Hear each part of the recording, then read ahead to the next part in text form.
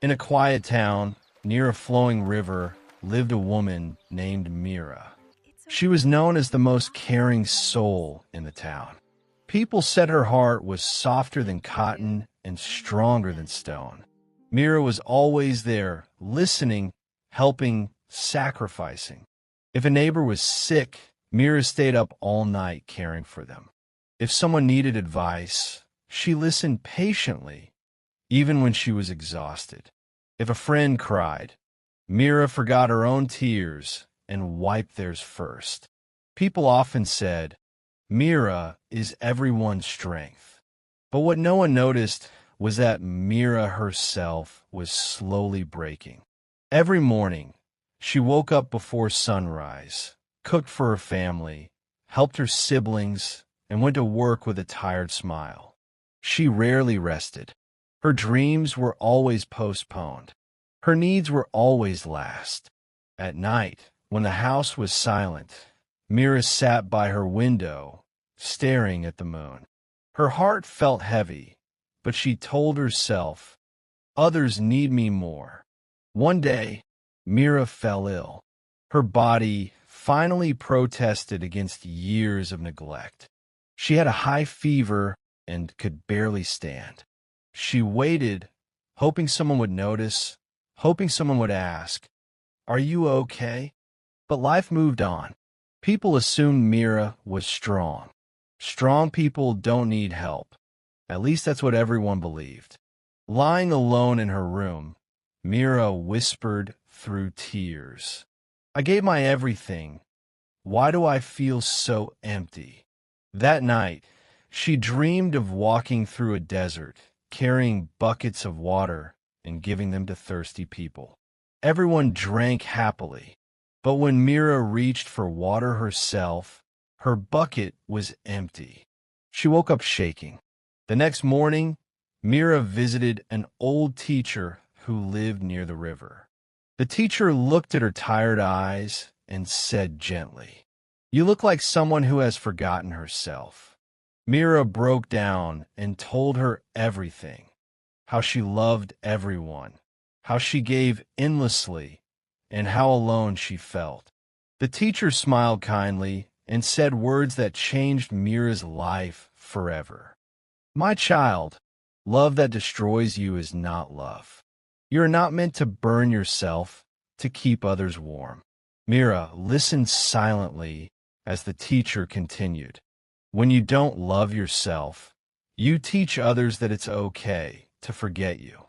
You must become your own priority first. Those words pierced Mira's heart, not painfully, but truthfully. That day, something shifted inside her. Mira started small. She rested when her body asked for rest. She said no when she felt overwhelmed. She spent time alone, reading, walking by the river, breathing deeply. At first, people were confused. "You've changed," they said.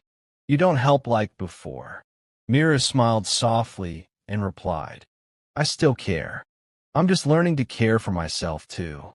Days passed. Mira's face looked brighter. Her laughter returned, real laughter, not forced smiles.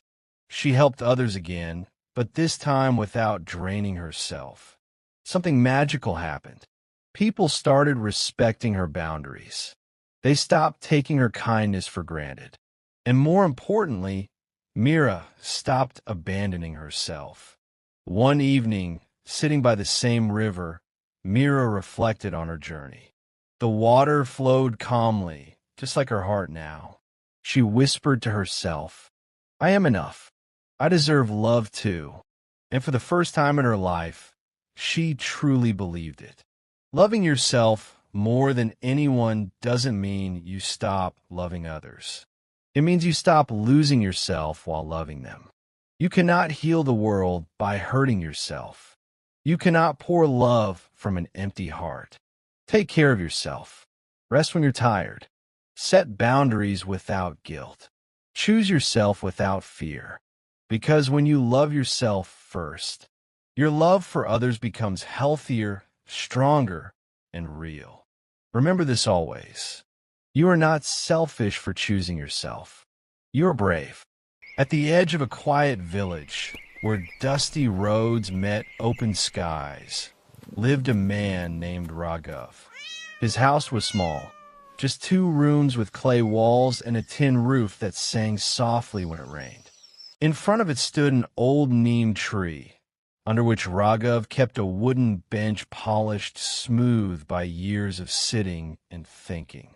Raghav was not rich, nor was he poor. He earned his living by repairing sandals and shoes in the village market. From sunrise to sunset, he sat cross-legged with his tools laid neatly beside him, stitching torn soles and mending broken straps. His hands were rough, but his smile was gentle. Every evening, Raghav returned home with just enough, some lentils, a bit of rice, vegetables if the day was good. He cooked simple meals, ate slowly, and always left a small portion aside. For whoever may need it, he would say to himself. The villagers often wondered about him. "Why don't you charge more?" one customer asked. "You're skilled. You could move to the city and earn double," said another. Raghav would simply smile and reply, "I already earn what my life needs." Next door lived Mira, a young widow with 2 small children. Life had been unkind to her, and many nights passed with worry instead of sleep. Raghav noticed that her cooking fire often stayed cold. Without a word, he would place the extra portion of food near her door and walk away. Mira never saw who did it, but each time she found the food, her eyes filled with quiet gratitude. One summer, the village faced a harsh drought. The well dried up, crops failed, and work became scarce. The market grew silent. Many craftsmen left the village in search of better opportunities. Raghav stayed. With fewer customers, his earnings dropped. Some days, he fixed only 1 pair of sandals. Some days, none.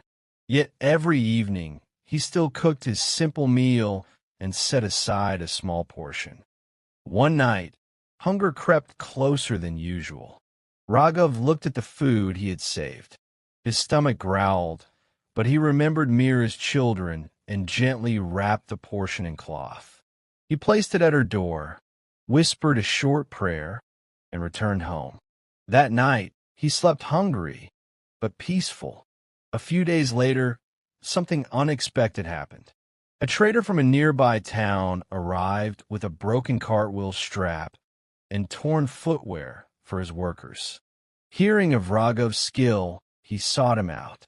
Raghav worked from morning till night, repairing everything with care.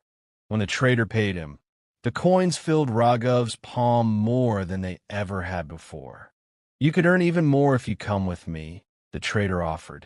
Raghav thought for a moment, then shook his head. "My life is here." With the money he earned, Raghav bought grain, vegetables, and fresh water pots. But he did not store them away for himself. Instead, he called the nearby families and said, "Let us cook together." That evening, smoke rose from many fires instead of one. People sat under the neem tree, sharing stories and laughter along with food. For the first time in months, the village felt alive again. Soon, the rains returned. The wells slowly filled. Crops began to grow. Life steadied itself. One afternoon, Mira finally met Raghav as he was leaving food at her doorstep. "Why do you do this?" she asked, her voice trembling. "You have so little yourself." Raghav smiled gently and said, "Because happiness does not come from having more than others. It comes from realizing that what we have is enough, and that sharing it makes it meaningful." Word spread through the village. People began helping one another in small ways, sharing grain, time, skills, and kindness. The village did not become wealthy, but it became warm. Raghav continued repairing sandals under the neem tree. He still lived in the same small house. He still ate simple meals. But now, whenever he sat on his wooden bench in the evening, children played nearby, neighbors greeted him with affection, and peace rested lightly in his heart. And Raghav knew the truth many search for all their lives. Happiness is not found in collecting more. It is found in appreciating what you have and choosing to share it with an open heart.